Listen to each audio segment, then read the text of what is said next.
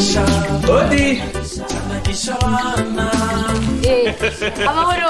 Amahoro umeze neza yego no kurisawa karibu reka nicaga tubire kamwe Ego.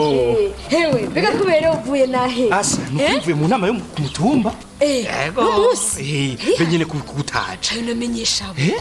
Nino musi nama yerekeye iki? Hewe uno musi batubwiye ivyerekeye igice ca gatatu cisekeza ryo gukinga ingwara y'ubukangwe kizoba mu gihugu cose. Igice ca gatatu? Erega je nagira vyaheranye na rigesekeza rya kabiri riherutse. Oya ashivyo wumvise nabi n'ukuri.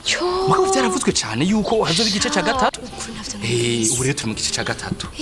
Erega shaka kuje wakazi karantwaye n'ukuri na namakuru nkumenya. None ahubwo mbwira urucanco ruheruka rw'ubukangwe guhabwa kuva ku bana bakivuka gushaka ku bana bafise imyaka 7 none naho ruzohabwa abandi.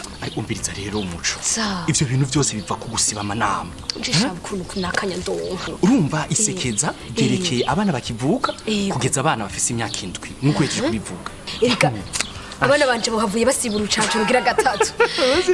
Muga rero birakumbwire vyose. None urwo rucanco ruzotangwa ryari hehe. Ico gikorwa kizotangura ku igenekerezo rya 2026 kugeza ku igenekerezo rya 30 Gitugutu uyu mwaka.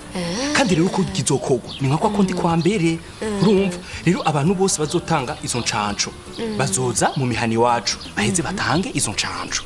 Bazogenda no mu bindi bibanza haba amashure haba amashengero ibibanza bikunda guhuramwo abantu benshi. Urumva tutibagiye amavuriro. Na cyane. Ikindi nacu kwiye kumenya nuko abana bose bazoronswa izo ncanco. Urumva bazobasiga karangi ku gatoki kagahererezo kugira ngo bimenyekane yuko baronse iki ugo rucanco. Urakoze cyane nukuri ndagushimiye cyane mbere ndakubwiye nanje ngiye kubimenyesha hose uwo duhura wese ndamubwire iryo ugo rucanco. Rero zarabizi eshe ndazi ntavyazi ubu n'abagenzi bose bazobimenya. Urakoze.